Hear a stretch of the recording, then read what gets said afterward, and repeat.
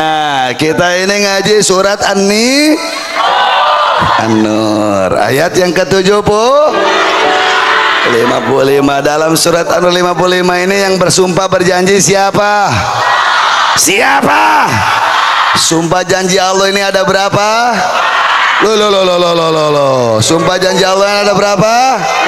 3. Akan Allah berikan kekuasaan, Allah akan unggulkan agama Islam. Yang ketiga, akan Allah berikan kesejahteraan. Syaratnya ada berapa? Syaratnya ada berapa? 1 apa tadi itu? Iman. Yang kedua apa tadi itu? Amal soleh. Siapa yang sudah Allah berikan kekuasaan sebelum kita? 1 zaman Nabi, 2 zaman para sahabat, 3 zaman kerajaan yang kerajaan Islam itu akhirnya tumbang pada tahun 1950. Saya ngomong 50 saja tetap. Ya, akhirnya kerajaan Islam itu tumbang pada tahun 1924. Alhamdulillah. Termasuk di Nusantara, di negeri kita ada nggak kerajaan Islam? Ada apa tidak? Ada apa banyak? Ada apa banyak? Bahkan didirikan oleh Wali Songo selanjutnya kerajaan Islam Demak. Betul? Alhamdulillah. Yang jadi pertanyaan, kenapa sih sebabnya kerajaan Islam sampai tumbang? Mau tahu apa tidak? Mau tahu apa tidak? Kenapa Turki Utsmani sampai tumbang saat itu? Kenapa Turki Utsmani sampai runtuh saat itu? Apakah diserang dengan senjata? Bukan. Apakah diserang dengan tank baja? Tidak. Apakah karena digempur oleh prajurit dan tentara? Bukan. Saudara, Islam dalam kurun sejarah kekuasaannya, saudara, tidak pernah mundur, terpukul, tidak pernah kalah di dalam berbagai macam peperangan, saudara. Betul? Betul. Tapi Turki Utsmani saat itu rontok, saudara, runtuh, digulingkan oleh siapa? Yang namanya bajingan Kemal Atatürk. Jadi Turki Utsmani ditumbangkan oleh siapa? Kemal Atatürk. Siapa yang menumbangkan Turki Utsmani itu siapa tadi itu? Ini Kemal Atatürk ini bentukan Yahudi. Dia disuruh hafal Al-Quran 30 juz, dia disuruh hafal ribuan hadis, dia disuruh hafal, saudara, yang namanya As-Sirah An-Nabawiyah. Itu 30 juz Al-Quran di dalam kepala Kemal Atatürk. Itu Kemal Atatürk hafal ribuan hadis, hafal As-Sirah An-Nabawiyah, tapi dia hafalkan Quran, dia hafalkan ribuan hadis, dia hafalkan As-Sirah An-Nabawiyah untuk meruntuhkan dan merusak agama Islam saat itu, saudara. Sehingga Kemal Atatürk menyebarkan 3 virus pemikiran yang sangat-sangat menjijikan dan berbahaya. 1. Sekularisme, 2. pluralisme, dan 3. liberalisme. Dengan ketiga paham ini, kerajaan Islam Turki rontok, saudara, bagaikan kayu yang dimakan rayap, saudara, bagaikan tumbuhan yang digerogoti hama, tanpa peperangan, tanpa, saudara, senjata, tanpa ada pertempuran.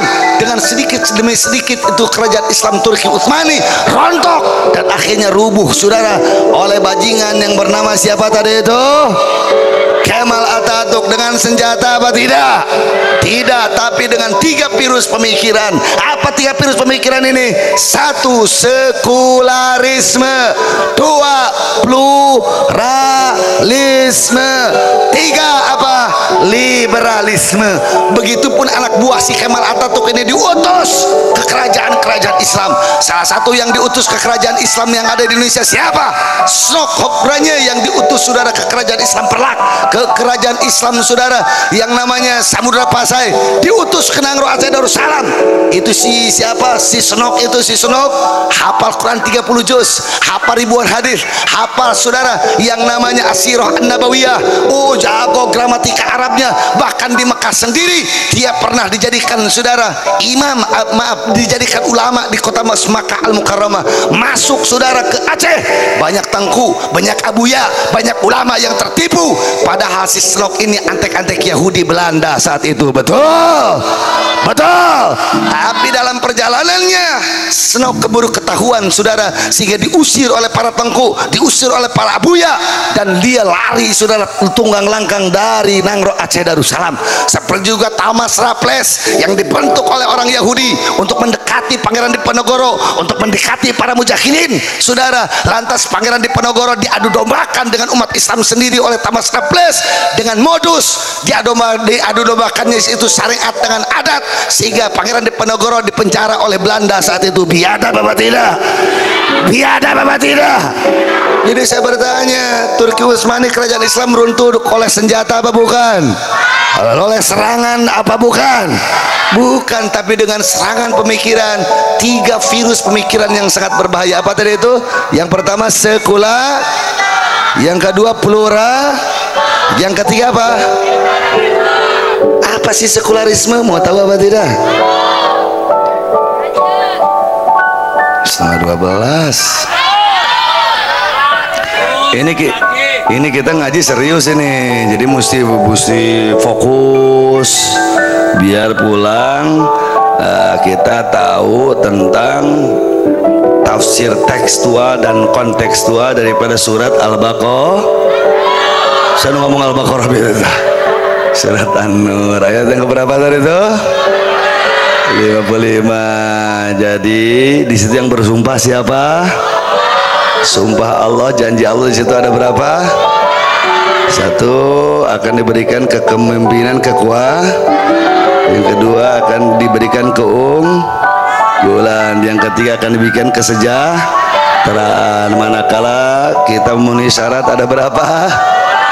Syaratnya ada berapa? Syaratnya ada berapa? Jadi kalau cuma 1 syaratnya terpenuhi apa tidak? Terpenuhi apa tidak?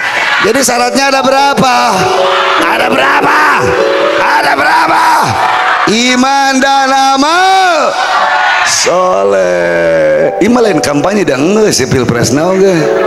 Bener serius. Jadi syaratnya tadi itu ada berapa tadi itu?